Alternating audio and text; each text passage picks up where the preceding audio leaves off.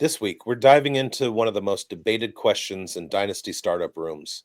Do you draft to win right away in year one or punt early and build for long-term domination? We're talking startup roster construction, risk tolerance, age cliffs, value windows, and how to navigate the tension between proven veterans and unproven upside. Producer, hit it!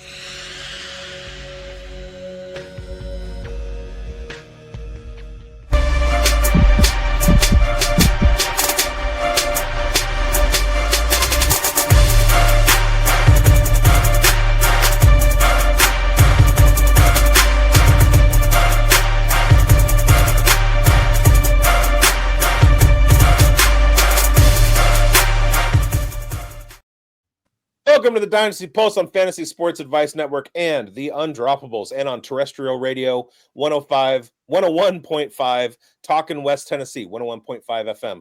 This is the finest collection of knowers of ball in the industry. There's stiff competition out there, but we're stiffer.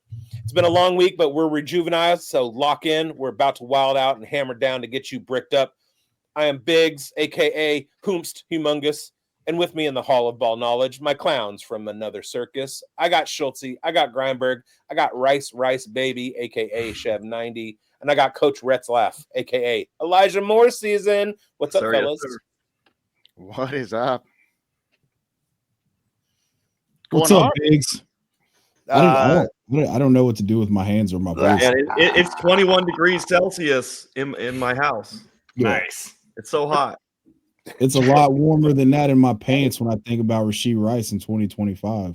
What does 21 degrees Celsius translate to in American temperature? Let's do the math here. Carry the 1, carry the 2. 69 degrees. 69 degrees, guys. Right. So we are ready to rock here. Room temperature here in Canada. And we're getting into the crossfire where we're going to be heating things up tonight, and we're going to light it up. We're going full crossfire. This segment isn't just about hot takes. It's not about clicks. It's about putting dynasty strategy under the microscope where each of us will challenge each other on the panel. No scripts, no layups, just real talk. We're going to do, dynasty startup roster construction, risk tolerance, age cliffs. We are going to go crossfire here. It's thinking dynasty here, folks. Let's go, Schultzy, with the segment starter. All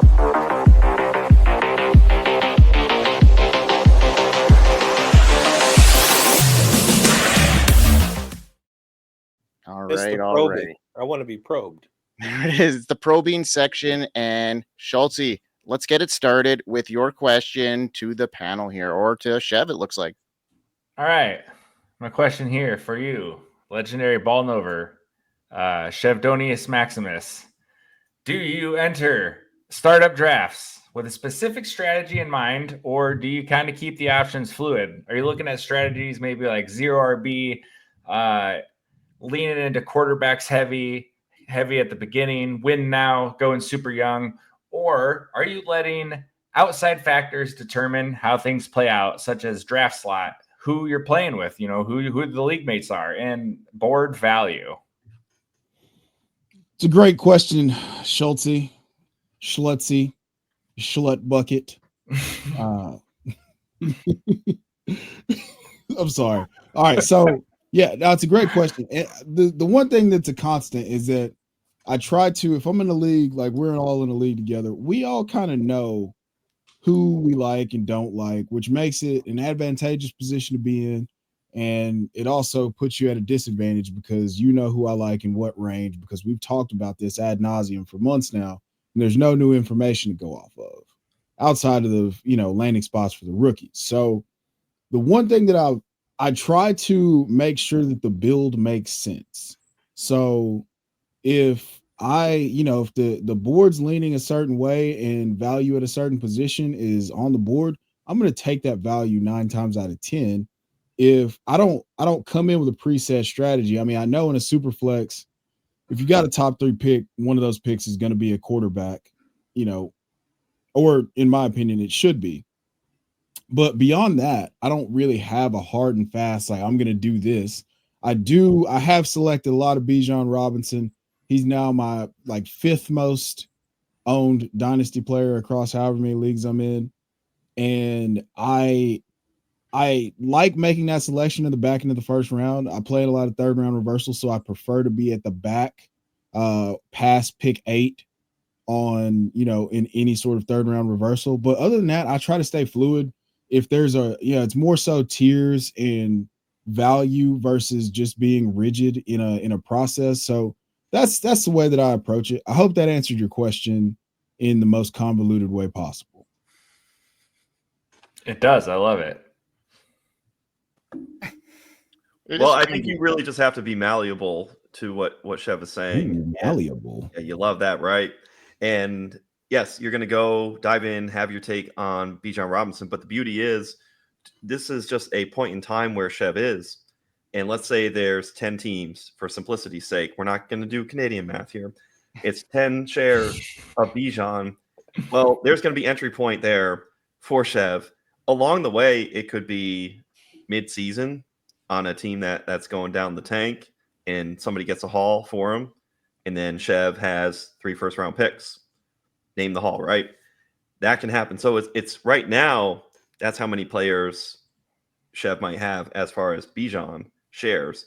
But down the line, there's going to be all these exit points where he can still have a high percent share, 6 or 7 of those 10 still, and sprinkle in different strategy for those 3. So even if you're overexposed at a certain point, you can still have different exit points. So we talk about entry points all the time, and there's exit points. I think that's just a concept that it's not as sticky for people. People think of it as too sticky versus being fluid. January, wrap around the entire calendar. There's all different times a year where you're saying, hey, go out and sell Rachaad White. Go out and buy Rachaad White. Remember the Bucky Irving, Rachaad White wars we had? Well, at this part of the calendar, Rachaad White presents as a tremendous buy. So I'll leave it to the floor.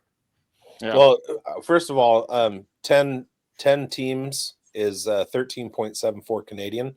And I'm scared that we're kind of bleeding into my question, because I think Schultzy might have read my question before he asked his. So, Chev, do you have a question for Grindberg? I do have a question for the one that they call Grindberg, Mr. Lindberg, if I may. Yeah, you may. Please.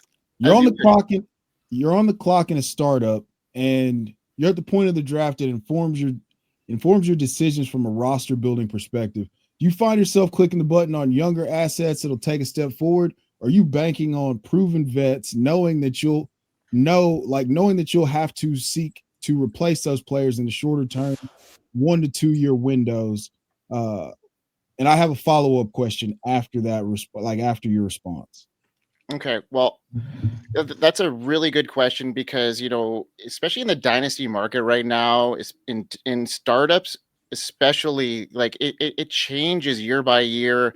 A lot of guys back in the day were able to trade out of their first round, and just like in the Grindberg Invitational, people were trying to get out of their first round picks pretty fluently, especially in the first 5, but no one was budging because people aren't exactly attuned to wanting to give up any sort of value at that stage. So people are at a stage now where they're losing value if they want to trade out of the first. So for me, what I try to do, especially in the early stages of my draft, especially in the first 10 rounds, I'm going to build around cornerstone players. I want that foundation, the stability, guys I trust to anchor my lineup or retain value. At this point, unless you're willing to outright lose on a trade, like I mentioned in the first round, it's incredibly tough to move out of the actual value.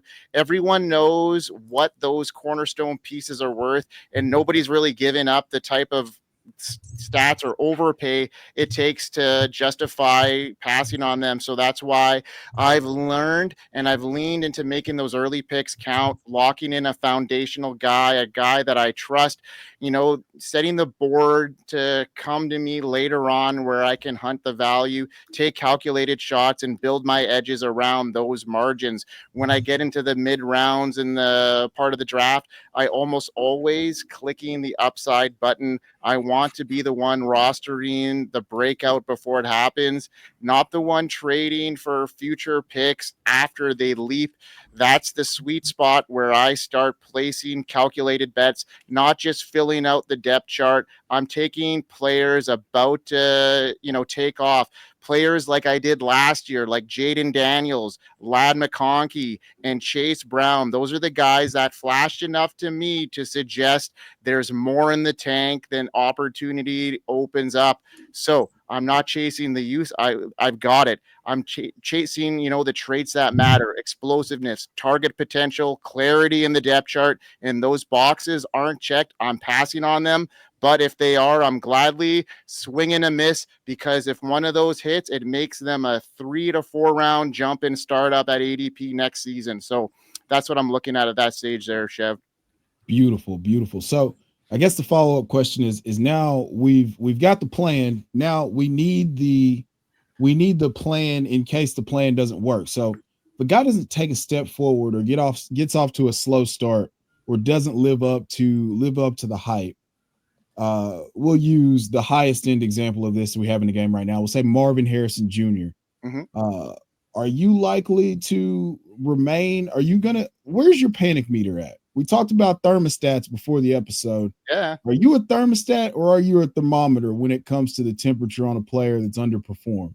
Well, I mean, as a chef, I'm always looking at temperatures, and I'm very attuned to that. I could tell you, ratios in Fahrenheit and Celsius, so it don't matter. I'm versed at all of it, and I'm a versed dynasty player. So if a young player isn't showing real signs of growth by week 6 or 8, I'm increasing to, move on from them. If they're not increasing their snap share, their routes run, their red zone usage, I'm not going to wait around hoping. That's when I start, exploring trade packages or pivoting to someone on a more uptick track.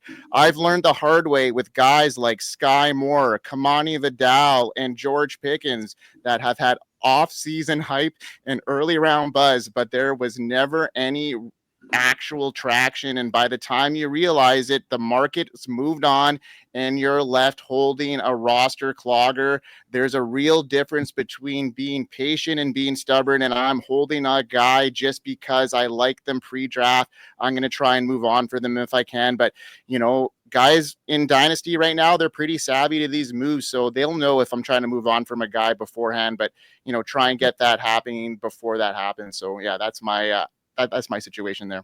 Hey, Mike, follow up to the follow-up.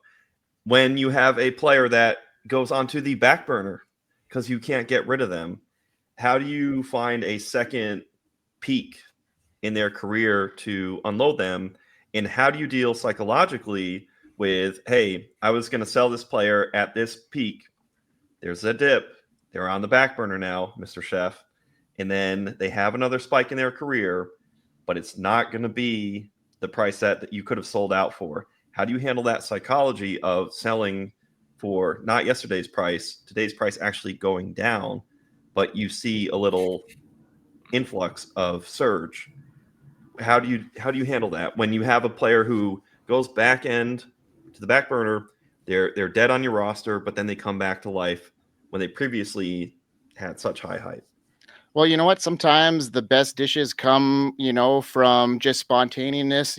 Sometimes that back burner stock turns into something beautiful. And a guy like Justin Fields happened a couple years ago where, I chose him at the 108 in a startup 2 years ago. Maybe my process was off.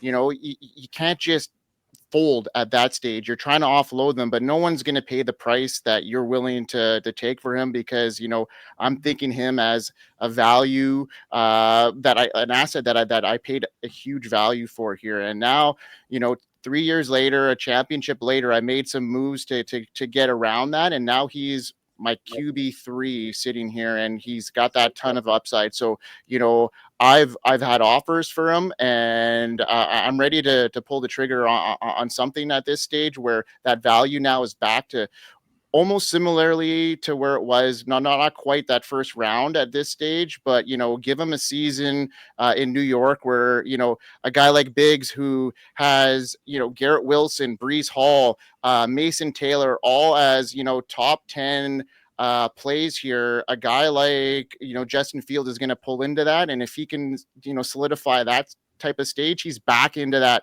round 1 next year, because, he's a top 5 quarterback at that stage. So sometimes it's being patient in that moment, and not panic on a guy that, sometimes your process takes a little bit longer to happen with, and it's happened in the past.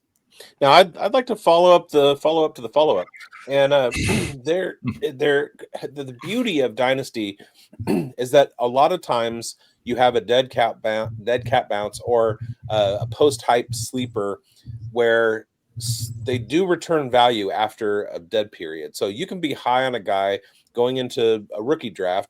You pick him, and then he does nothing on your taxi squad. Then you have to promote him, and he does nothing in year 2. And then he sees a tick in upside in year 3, and he's valuable in that you can start moving him. We have a whole bunch of shares of Roshan Johnson and Kendre Miller. They're running backs entering their year 3, and they have returned absolutely nothing from their back end first round, high end second round value in their rookie drafts. But if one of them happens to pop off, you're sitting on a gold mine, because they haven't been movable in the past. And so we're looking for, especially in startups, those dead cat bounces to finally come through. I notice, Coach, you have in your little on-screen title, Elijah Moore season. That's exactly who I'm talking about. Is a guy like Elijah Moore who comes out and looks like a route genius in his rookie season, and then disappears, crosses teams, goes to another team. He's now on his 3rd team. He's had a career similar to Tyler Lockett, and guess what Tyler Lockett did? He broke out in year 5. Where's Elijah Moore at?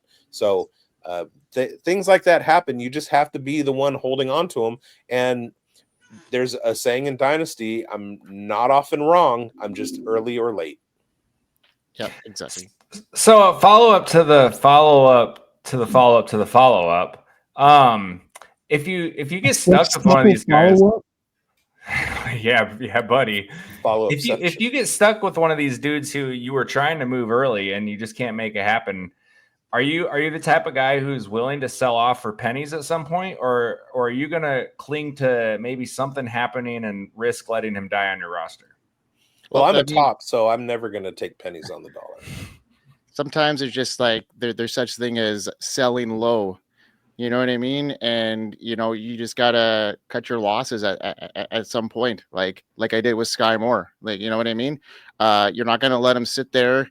You're going to have to bite your bullet. You're not going to let him sit on your bench. I mean, maybe there's tougher calls than that down the line. And maybe if you come up with one, I can maybe make that decision. But sometimes you just got to, cut your losses and just move on, because even though you play with your heart, a lot of the time, Dynasty and just in general, this is a cutthroat kind of business, and you just gotta sometimes move on and admit when you're wrong, and sometimes it's hard to do, and the best Dynasty players can admit when they're wrong and move on, and just like anything in life, really, if you could really own in on your weaknesses and improve on them, that makes you even stronger. So yeah, let's go. You came for the Dynasty content. You're leaving with life advice. I love it. There we go. All right. Well, let's hear from our sponsor, Schultzy. The Fantasy Sports Advice Network's got a lot cracking on right now, so let's hear from it. We are here. FantasySportsAdvice.com, offering the best fantasy sports social media platform. Why join endless Discord communities or the trolls of Reddit? Fantasy Sports Advice is a community designed to help you win with 24/7 support. Go to FantasySportsAdvice.com and become a pro member for unlimited access. Again, go to FantasySportsAdvice.com today. Not only do you get unlimited access as a pro member, you also get qualifications to our jersey leagues. And I'm pretty sure all 5 of us are going to have our own individual jersey leagues. So if you think you can beat one of us and take home that autographed jersey, bring it. And then one more thing here. Maybe we should consider doing a Dynasty Pulse listener league startup. Let's maybe get some listeners in on that, and maybe we can make a jersey league out of it. So anybody that wants to get in, just message us in the chat with Schultzy No, I'm not going to say That's it. it.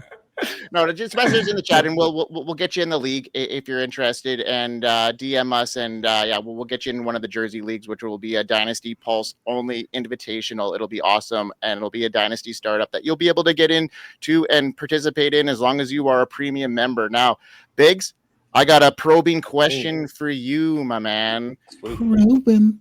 All right, so what's more dangerous in a startup? Overvaluing youth, Switchblade. overvaluing youth, or Is it prison rules? It's prison rules. It's all that. I Gloves didn't are know we on. were playing prison rules. It's the probe, man. Prison rules are on. All right. So back to my question. What's more dangerous in a startup? Overvaluing youth or overestimating a contender window that might close before it opens? Let's unpack this Can a you little bit. expand on that a little bit? Yeah, I will. I'm going to unpack it. Okay.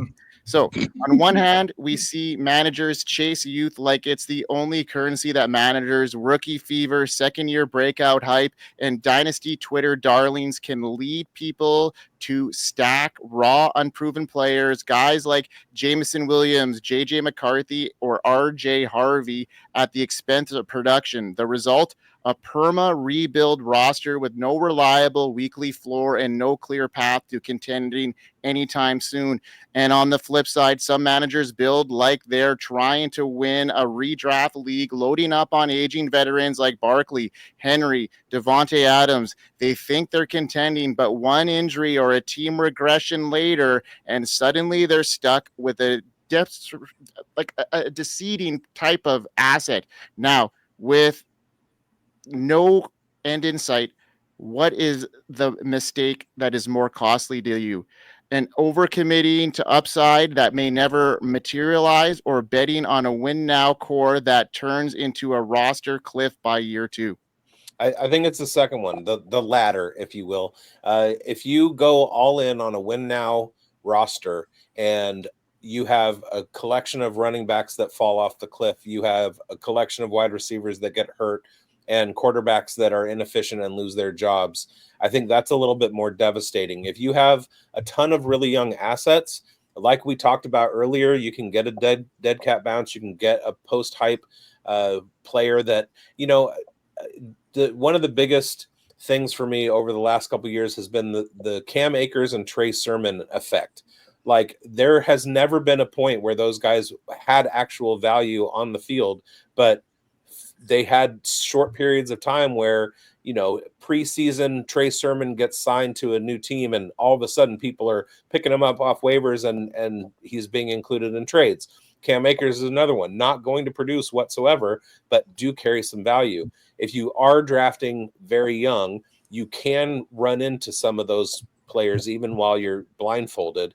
But if you are taking a whole bunch of guys who wind up ending their careers while they're on your roster, there's nothing you can do. You're dead in the water. So I would defer to the youth movement rather than the veterans, but you just kind of have to make the right call on those veterans, like the people who were drafting Saquon Barkley and Derrick Henry last year in startups. They nailed it. The people who were drafting Joe Mixon not quite so much. So it's, you know, it's dynasty. We all have takes, and there's luck and there's not luck, and it's not a matter of a player being bad or good. It's a matter of when their value is beneficial to you, whether that's in your roster or with trade value, etc. But I'd rather have the young guys. I'm on the other side of that. I think if we look at all the draft classes that come in and you say X percentage of players actually hit, and you just load up on all rookies and second year guys, well, the percentages are playing out where you're going to have a roster that, you know, 40% hits or whatever the number may be, versus if you're going to snag some bets here, like you're drafting these vets who are sliding and you know what they're capable of. Like, you've seen it happen.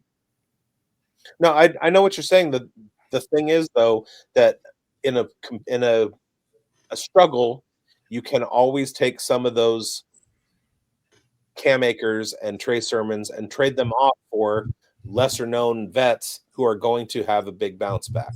So a couple of years ago, Jameson Williams wasn't really, after his rookie season, he wasn't really on the radar, but you probably could have gotten him in a postseason trade or preseason trade including a late round draft pick and a Trey Sermon, and then all of a sudden you're in on Jameson Williams breakout. So I think that if you have a guy who's retiring, that's not quite as valuable as somebody who, had a whole lot of potential, but is just changing their environment.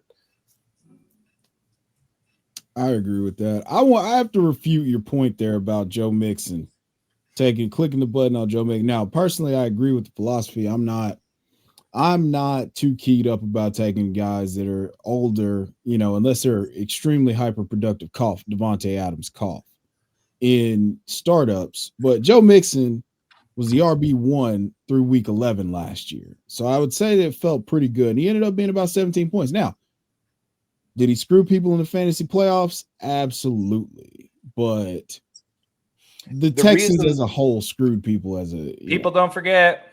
The reason I brought up Joe Mixon is because last year he was somebody that I was a little bit too early on calling his demise, and he did come out of the gate and absolutely tear stuff up, and then he fell off. So it reminds me of a couple of years ago where there was an argument, Jamar Chase, Justin Jefferson, who is the wide receiver one, and a whole lot of people got out on the end of their skis and said, I'm making the Jamar Chase flag plant. And what wound up happening is that, yes, Jamar Chase did outscore Justin Jefferson because Jefferson got hurt, but then Chase got hurt and ended lots of playoff seasons. So the guys that went in on Saquon, the guys that went in on Derrick Henry, the guys that went in on Joe Mixon, they all had kind of the same look at things. And Joe Mixon helped them get to the playoffs. But the reason I was out on Joe Mixon was because of the propensity for him to be injured. And that's exactly what happened. He missed a bunch of time. So I also had that that's why one of the reasons I didn't draft a whole lot of Saquon or Derrick Henry last year. They went on to become league winners, but I kind of had the same attitude with them as I did with Joe Mixon. And there's a lot in Dynasty. There's a lot of getting out in front of it one year and then having to pull back. Just like Grindberg said, you have to know when you're wrong. You have to admit that when you're wrong. So with Brian Thomas Jr., last year I was out on him for certain reasons, and I had to kind of backtrack on that because I know that I was wrong. So what made me wrong, and what can I do this year to kind of change my assessment of players and try and find a Brian Thomas Jr. rather than think that I know everything that's going to happen. Now I'm trying to uncover, hey, beautiful. Well, what's the edge here? What is the market inefficiency here? And that's my Dante Thornton. And Schultzy is going to have to figure that out this year with Brian Thomas Jr. when he's wrong on him. So we'll revisit that one. Whoa. All right, bigz, you got a question there for our coach here? I do. And I hope none of this is bleeding in from anyway. Coach, how you doing? How we doing? That was it. That was my question. Just being malleable. No. So what I want to know is how hard you hold on to your initial draft strategy. We've talked a lot about being able to pivot and being malleable and stuff. But while you're in draft and there are trends happening, sometimes you're in win now and a position run starts and your current tier is light at that position. Do you ever go in thinking win now and then pivot to productive struggle if your veteran targets get wiped out? Or do you ever think I'm working productive struggle in this startup and then pivot to, okay, well, if these guys are available to me, I'm taking Devante Adams and I'm going to go beat everybody? So early informs late. You got to be malleable along the way.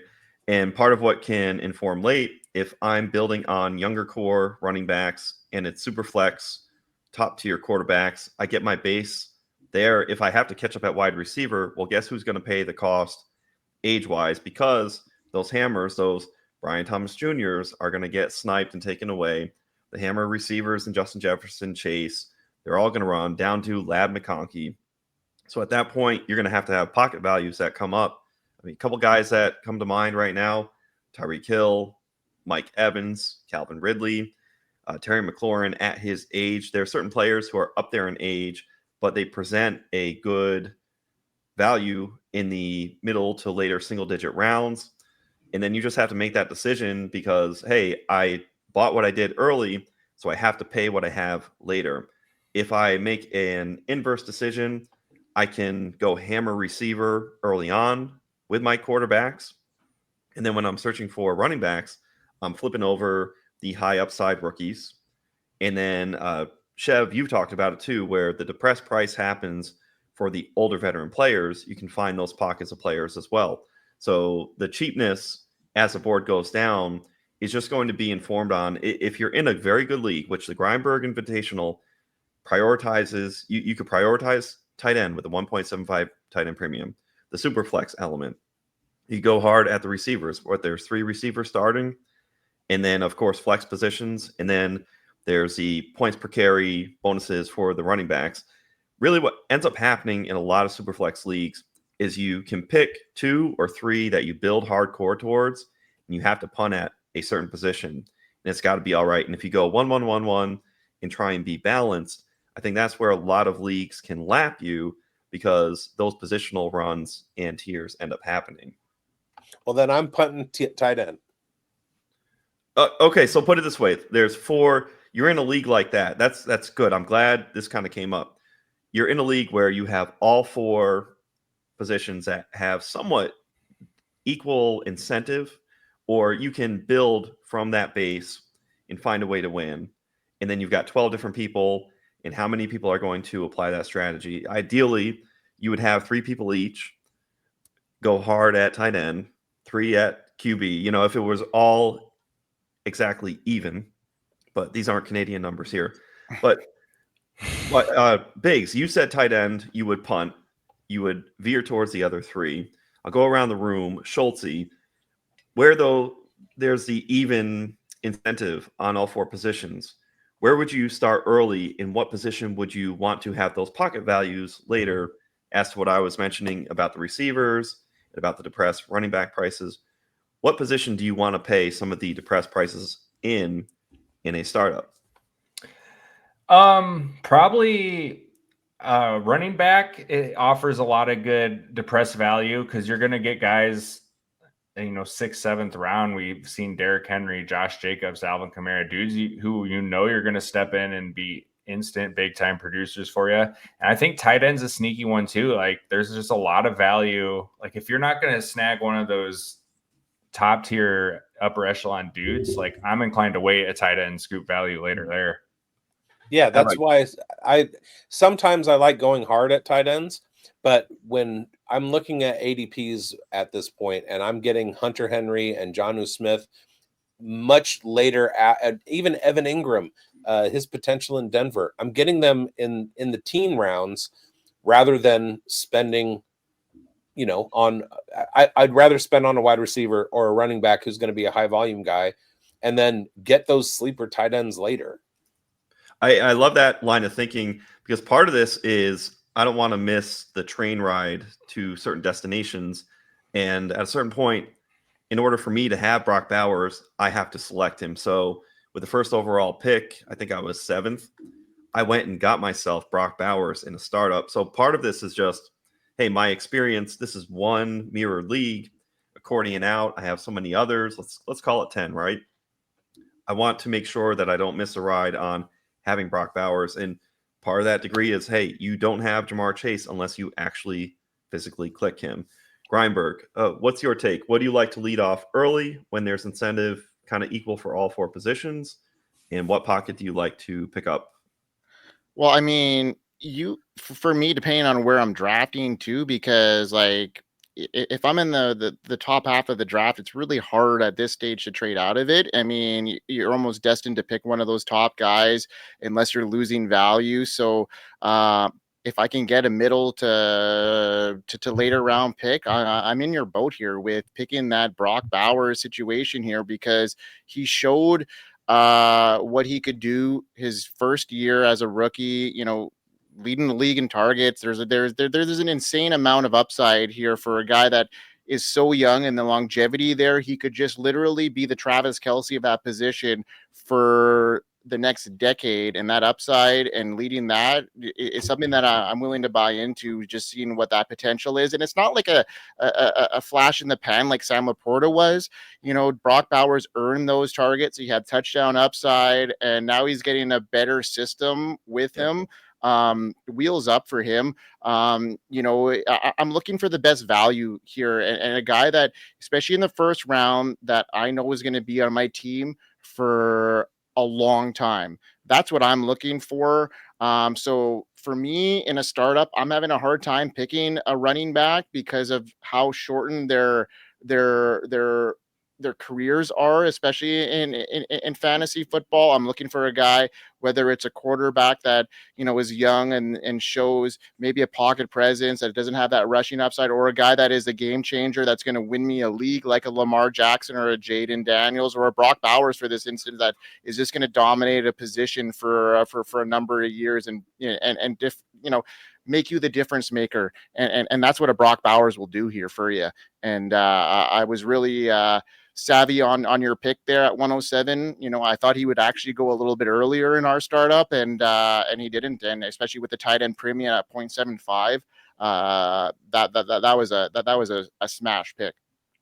And another thing on top of that, you mentioned the touchdown upside. Funny enough, 5 touchdowns for Brock Bowers. So even if the targets regress and he runs double-digit touchdowns, it's going to even out to about the same. So I really like the shot of Brock Bowers, player take-wise, to repeat his production fantasy-wise for us, just in a different manner possibly. But then again, he gets a quarterback upgrade in Geno Smith. Before I kick it over to Chev to get his idea on this concept and this theory, the one thing that happens when there is this run that I like to think of on these older positions where you're like, okay, I'm going to pay a depressed price, but they're also going to be up in age. So I'm going to have to get younger at some point on my path in this dynasty. The beauty is, so long as you either compile some extra picks or don't trade away your next year's picks. So right now it would be 2026 rookie picks. You are always going to be in a position to get younger for your team. So if you can scaffold a team where 3 out of your 4 positions of the QB, running back, tight end, receiver are young, and you have to patchwork youth somewhere, the beauty is you have that understanding, the bird in hand, is those rookie picks will come your way. So that's where I would say you don't want an entire, and this goes back to some other questions we had, you don't want an entire roster to be overloaded with older players, but I think you can get away with some positions being older in the fact that you can reload with those rookie picks, but just understand you don't want to have to scaffold an entire team for youth. That's how it kind of gets out of balance. Now, Chev, this concept of there's equal incentive, kind of like the Grindberg Invitational. I think you went with, was it Bijan? Yep. So, hey, there you go. I could have guessed blindly because any league you're in, you're eyeing him. If he's on the board, you're sniping him. You have great takes on him, full conviction. I love your pick. We can make an argument for your pick over my pick of Brock Bowers. But which direction do you like to go? Is it running back right now, unilaterally, or broadly? What do you like to do? And then what's that pocket that you'd rather pay the depressed price at the moment? I've been pretty, like I said, I like to be in the back half of that first round so I don't have to make the choice between Jalen Hurts and Jamar Chase, or, Jalen Hurts or Justin Jefferson. Yeah, that I don't like being in that range. So I like having a little bit more clarity. That way there's a possibility I could start a draft off with Bijan and Genty, or if I get really lucky, Bijan and Gibbs. If Gibbs makes it, or they both make it to the 112 and I'm the 112, they're not making it any further. Problem is sometimes Bijan goes like 1-8 and Jahmyr Gibbs goes like 112. I just like started out that way. I'm more than comfortable waiting and selecting, waiting on tight ends and selecting tight ends a little bit later. And in those middle rounds, like 6, 7, 8, I've been coming away with a ton of Jameson Williams, another player that I'm extremely bullish on, early on through, well, I guess as we get into redraft season, but in Dynasty, I'm extremely bullish on Jameson Williams. I feel like he's going to take a massive step forward this year from the breakout year of 2024, where he averaged 14 points a game. So I'm comfortable pushing down tight end. I have some targets that I really like, Tucker Kraft being one of the primaries. And then if you want to wait a little bit later, you can go get a Ben Sinnott in the 12th, 13th round. And then late, 16, 17, 18, you can take our guy, Oronde Gadsden the second. We're getting some steam. It may not hit year one, But now you've got 3 tight ends. You've got 1 tight end that's going to be good in your lineup. Tucker Kraft, extremely efficient last year. They're projecting him to take another step forward. So I'm not paying those premium prices for a Brock Bowers, even though it is a tight end premium. I think I can get a guy who could give me around, if he takes a step forward, 12 to 13 points a game in full PPR and Tucker Kraft. And I'm taking some shots on some guys who I like because I think that tight end has a longer shelf life, and it takes longer because of the way the college football game is played. It takes longer for those guys to transition to the NFL. So I'm more comfortable waiting a little bit, taking a guy who can give me some production, and then I can go super late and take a Hunter Henry or something like that, just to ensure that I have a little bit of depth and points that can go into my lineup at the tight end position while these younger tight ends start to develop. Well, to me, that's why like you have a layered tight end room, and that's a cool concept that you just unpacked, because you got a guy who can get you the points now, a guy who can get you the physical points that just need to print, and then maybe it's somebody like Isaiah Likely or Michael Mayer, who it's like, hey, this guy could be a moonshot, but they're going to need some time. Last point on everything, we all kind of had, it's kind of funny enough, as I'm asking around the room, based on this was a startup we were all in, so conceptually, we all got to go down our different path. You know, like some of you went running back while I went tight end. Grindberg, you went quarterback early because you were part of what Chev said. It's depending on where you are positioned in the draft. Kind of like what Chev said, you hate that part of the Hurts chase because you're sitting there like, I might make the wrong decision, because there could be a wrong decision in there. It is kind of neat how, depending on the pocket of where you're at and what the board gives you, you get more clarity. So that is kind of a neat point for those listening at home to what Chev said. If you're beyond the 1-6 and you're in that latter third, especially, you can take advantage of what the room does for you and the mistakes that are made. That's why I love the 201 in rookie drafts, or the 202, 203, because there's always a guy who kind of should have been in the first round, but you get away with it. So awesome. Great job, gentlemen. I got more out of that than maybe you got out of me. So that's cool. I reverse. All right, Chev. What's your question for Schultzy? I have a question for Schultzy. Oh, hey, no, it's me. Now, yeah, it's funny. I asked like 700 questions. Yeah, I was like, what's you another? can't be up for another question, can you be? Yeah, but you know what? I'm going to use Celsius numbers, so it doesn't matter. Schultzy, what are your thoughts on building dynasty squads? They're split in age, half youth, let's say 26 and under. You know, maybe Leo DiCaprio, right? 25 and under. And the rest being 26 and over conceptually. Let's say it's split even amongst all your positions. So you've got a young quarterback, you got an old quarterback, you got just mixtures there. It's very even. How do you balance keeping that team competitive and young at the same time as you're going year 1 to 2 to 3? Well, I think I think it's a really pretty solid, sound strategy. It allows you to, take things as they come, and if your season's not going the way you want, you can start selling off some bets to people who are going to be able to use them. Okay. But like, if you're looking at a startup, I think this is a totally reasonable strategy to attack. We've talked about those first 3-4 rounds, you got to nail the core group of guys that you can just depend on for year in and year out. And then beyond that, like, you hit the rounds maybe like 6 through 8, and I think you can do a kind of split on rookies and vets here. There's still some solid, like this year, for example, you're going to find guys like Caleb Johnson, Luther Burden, Emeka Egbuka in that range, and you can pair one of those with a guy like a Derrick Henry, a Josh Jacobs, and Alvin Kamara, and you can get away with both sides of the coin in that range. Now, if we're talking startup builds here, rounds 9 to 11, this is where I'm buying all of the vet value. For instance, in the Grindberg Invitational, rounds 9 through 11 respectively, we saw Bashal 2 and 9, Jack Besh 10, Kyle Williams 11. There's potential there, right? But if you're going to go on the other side of the coin here and look at vets, round 9, Devante Adams, round 10, Calvin Ridley, round 11, Tony Pollard. So I think this is your sweet spot for veteran building. And then beyond that, you can start taking your shots at some more young guys. So I think it's a totally plausible strategy to go for. And then, years 2, 3, you just got to be on top of it, making sure you're going to move off of that if you can before the cliff really hits you. And then from there, if you're loaded up on youth, you can trade some of that youth for some vets, right? Like at the inverse. So as long as you're on top of, playing the room as the years come by, I think this is a totally doable strategy. I love that you brought up that little area because rounds 9, 10, and 11 in that draft, I drafted David Njoku, Geno Smith, and then I traded out of a spot and dropped back and took Aaron Jones.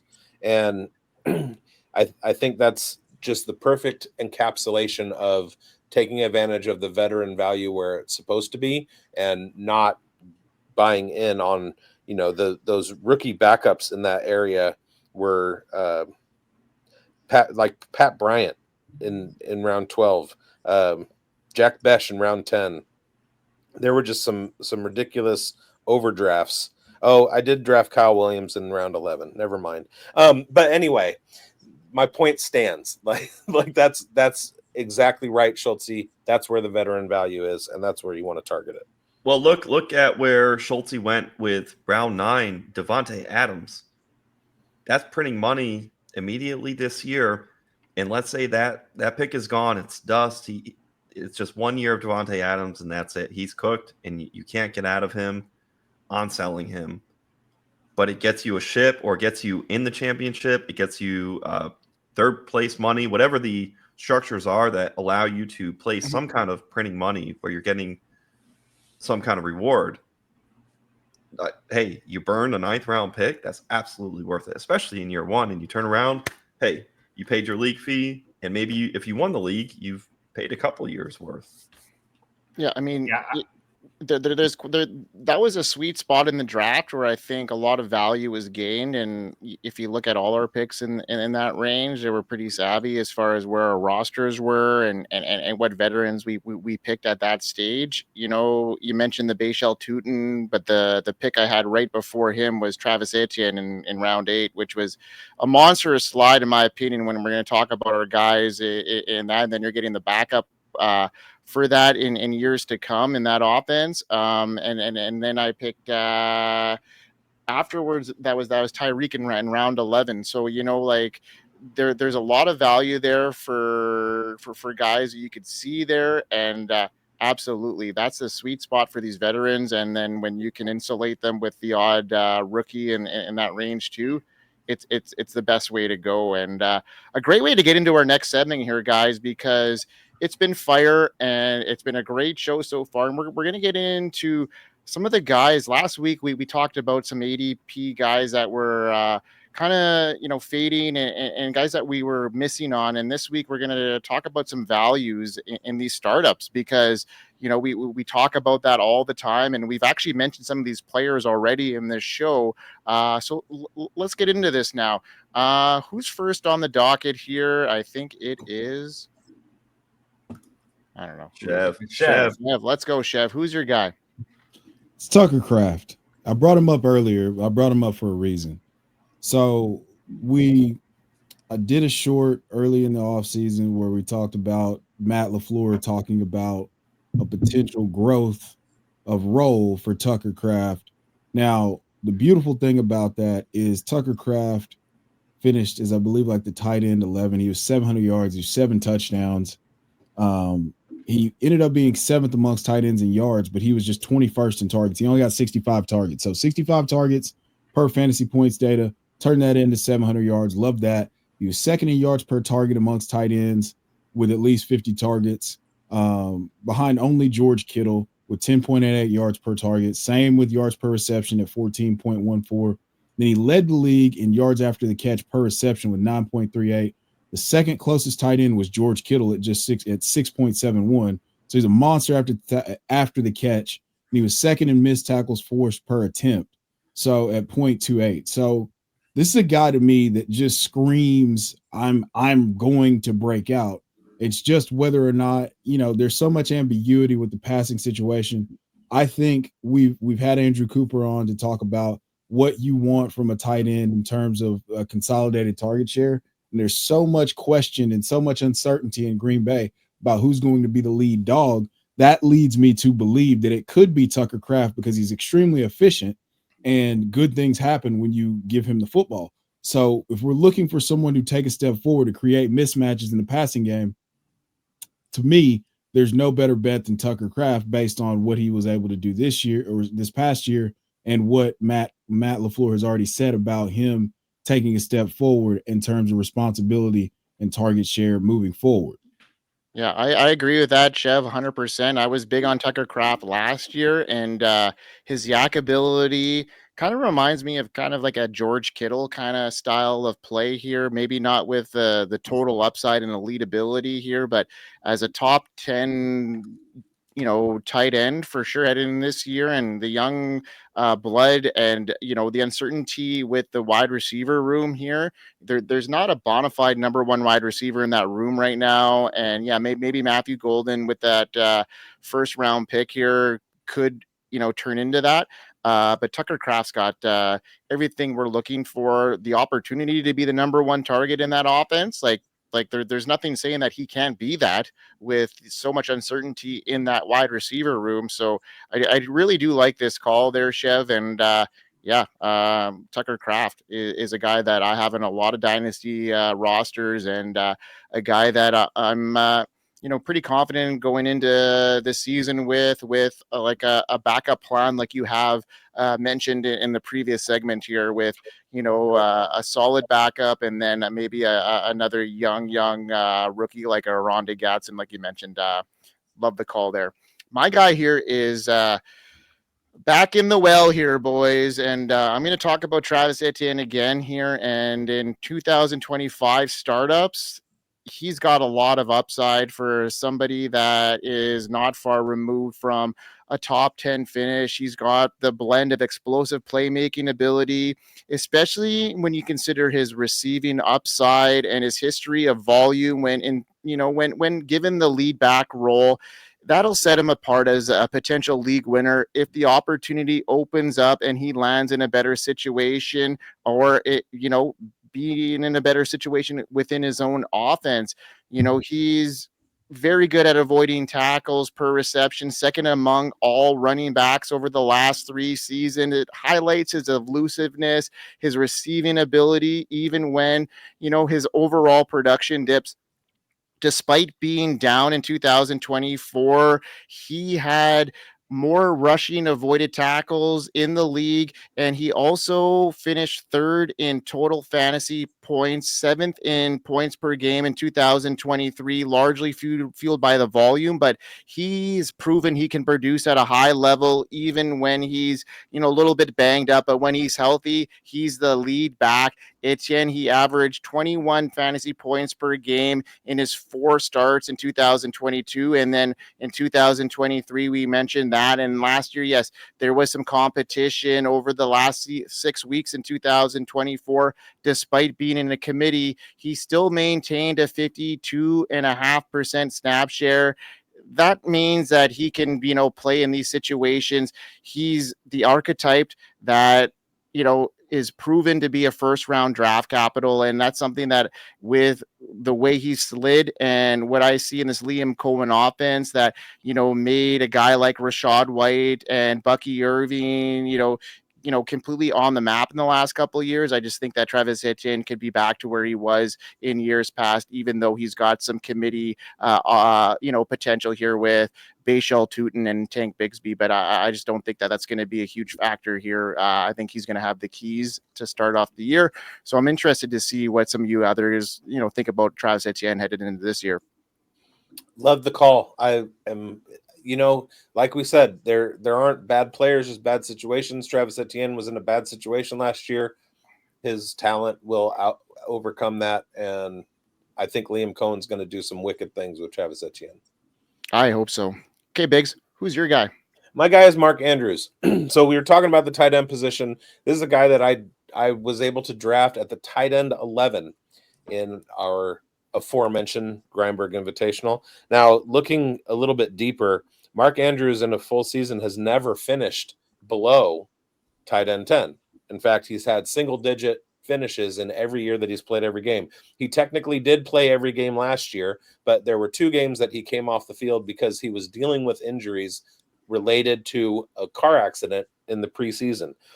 And if you take away the first 4 weeks of the season, Mark Andrews is sitting at a 16.38 points per game. In fantasy, that's good for tight end 5. If I'm getting tight end 5 production out of a tight end 11 value, I'm going to do that every single time. Do not buy the fade on Mark Andrews. Isaiah Likely is not taking over until Mark Andrews is gone, if he takes over at all. Mark Andrews is still the alpha tight end in that room, and he's going to return 15 to 17 points per game, just like he always does. And if you're getting him outside of the top 10, smash that button.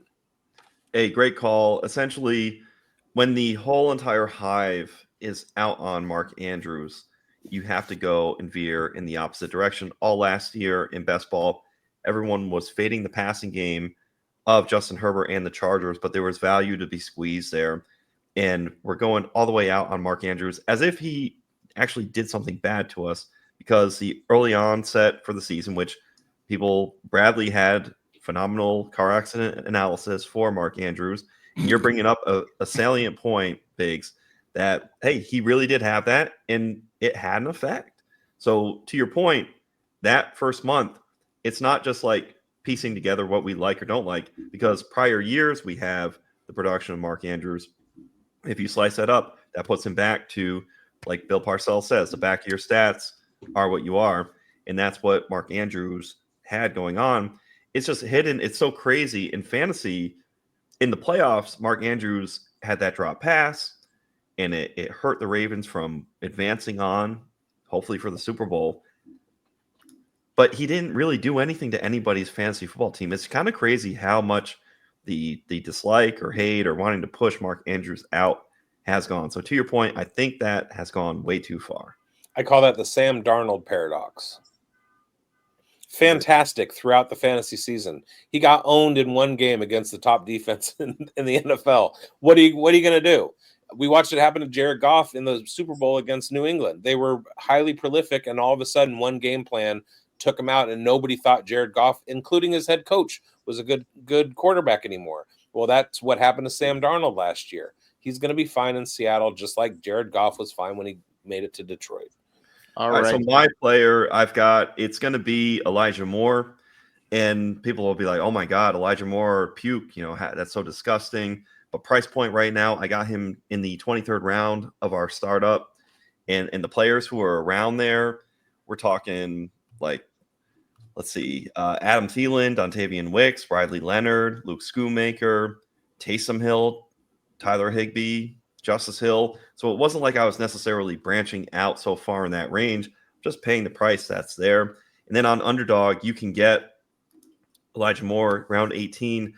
My question would be, and I said this on the show a couple months ago, but what's more likely? Elijah Moore can't play football, or the Jets and the Browns are incompetent franchises? And when you ask it that way, based on, if I just asked, hey, is Elijah Moore really that good? People would be like, he's just kind of here. But then when you put it side by side with that question against the competency of the Jets and the Browns, then it becomes a little more in favor of Elijah Moore. We're getting good reports about Elijah Moore from Buffalo. And wouldn't it just be fitting that he's tied to a great offense with a great quarterback, and he can run value from the price point where you're getting him? So, if I wanted to say a crazy hot take, it would be something like Josh Allen turns Elijah Moore into a high wide receiver 2 in fantasy football. But we don't even have to go there, because price point on round 23 in a startup and round 18 in best ball, he can return weeks easily.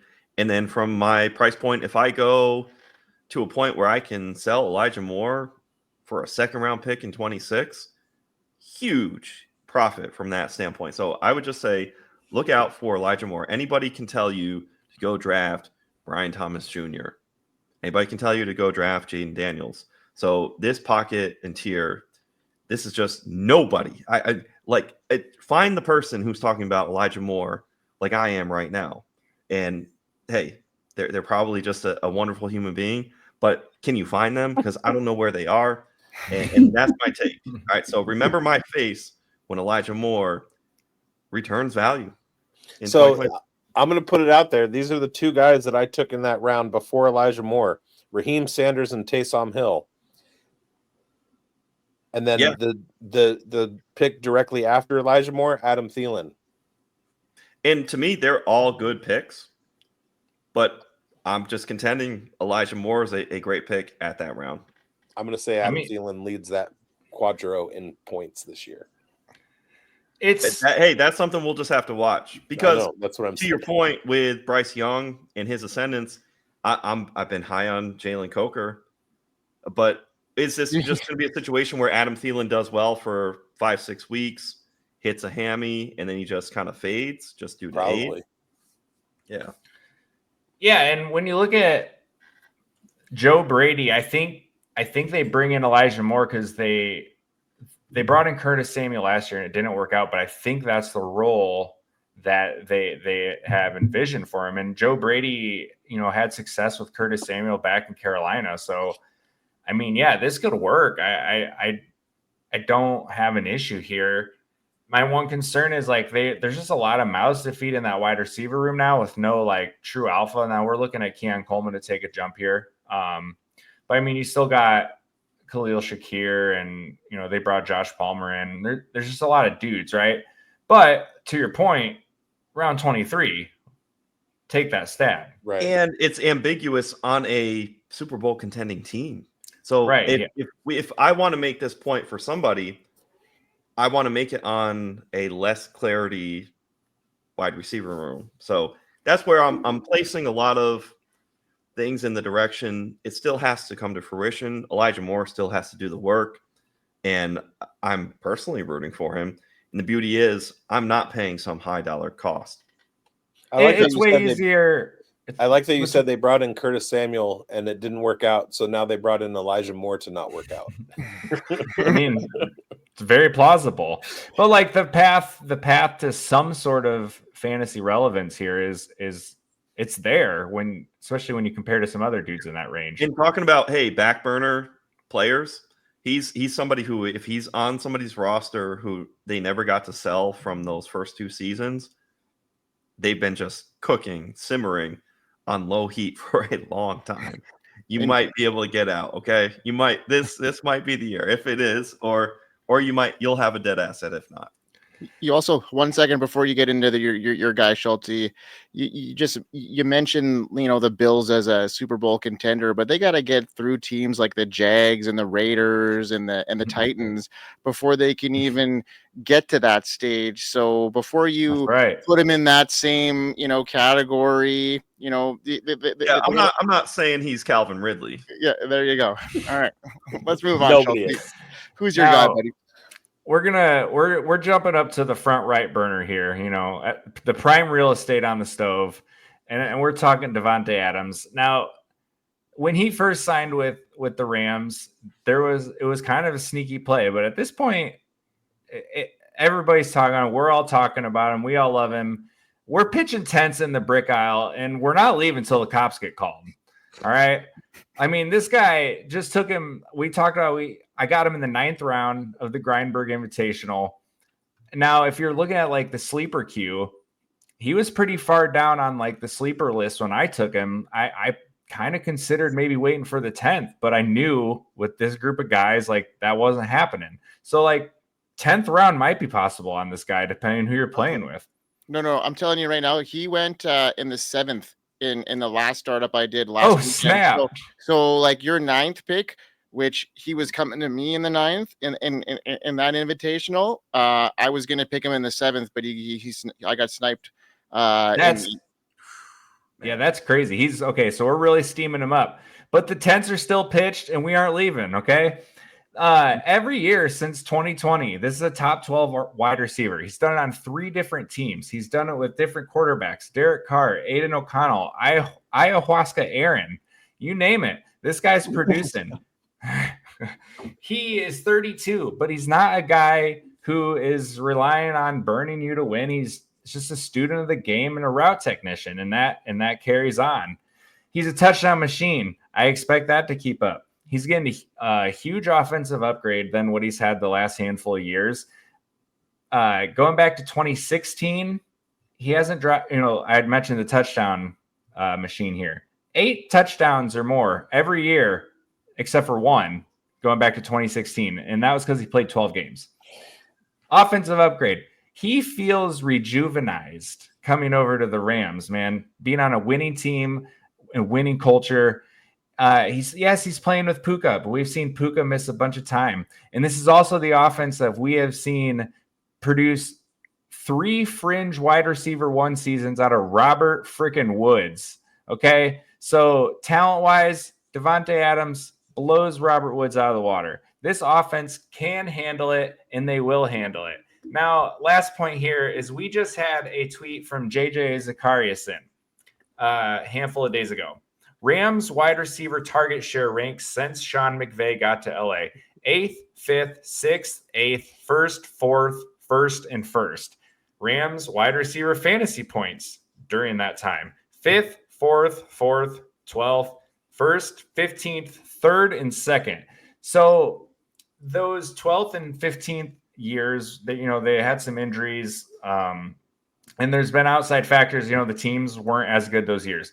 But when the Rams are clicking and they're a competitive team, they are pumping out wide receiver numbers like crazy. And to add a talent like Devante Adams, we're going to the moon, guys. Hey, nose goes. Nose goes with the moonshine. Chev, you got anything to add to that, buddy? Well, the one thing that I was going to add to that, if Schultzy didn't leave any crumbs, which he did not. So Schultzy hit me with the JJ Zakariason tweet, and that was all I was going to add to this. It's a beautiful point. Devante Adams, 17 points a game last year with Aaron Rodgers. He steps into a situation that's better. It's a concentrated target share, and I think that he's being extremely undervalued for what he can represent in your lineup. It doesn't seem like he's faced any sort of decline. It's an upgrade from Cooper Kupp. They use the most condensed splits in the entire NFL. And they're really creative about getting their wide receivers into space and keeping them from being able to get pressed. So I think all of this alludes to a massive breakout for Devante Adams, a re-breakout, if you will, or just the standard of excellency and consistency of a Hall of Famer that he's going to bring to your lineups in 2025. Okay. Follow up. Okay. I've got a trade on the docket that is on a team that won a championship this year. So it's a championship caliber team already. And there's an inbox trade. Devante Adams and Derrick Henry for my 27 first, my 26 second, and Aaron Jones. And you can get them to win now again. Oh, I'm doing that. Yeah, do it, because that person, look, hey, they want Jeremiah Smith, but you got to, are you going to lock down all 12, 27 ones? Sure, go for that, but that's a lot of gambling when you could just run back to back. I like the... Yeah, that team's got Jamar Chase, Drake London, Ladd McConkey, Chase Brown, Josh Jacobs, Bo Nix, Travis Kelce. That's how you take advantage of this Jeremiah Smith. I was saying it's a lot of future for now, and if one of those guys go down, so I mean, I'm still contemplating it, but that's something that I'll think about as we finish off this show here, bigz, and tell everybody what's going on at the FSAN and what's going on Droppables and where we can find all our stuff. Well, at both of those places, there's a lot of people who are working really hard to bring you the best fantasy content on the planet, especially the best fantasy content available here on YouTube and also on terrestrial radio. Speaking of which, if you are listening on 101.5 FM, go ahead and go to YouTube and look up Fantasy Sports Advice and also the Undroppables and find that content, because it's really, really good. Uncovered as well. Uncovered is fantastic. And if you're listening down in Tennessee and you want to do your own your own show for your team that's not the Titans, go ahead and give us a ring, and we'll that's old people speak for call us on the telephone. Other than that, go to fantasysportsadvice.com, get your pro membership today, get qualified for those jersey leagues, and other than that, I hope you win. Peace out, everybody.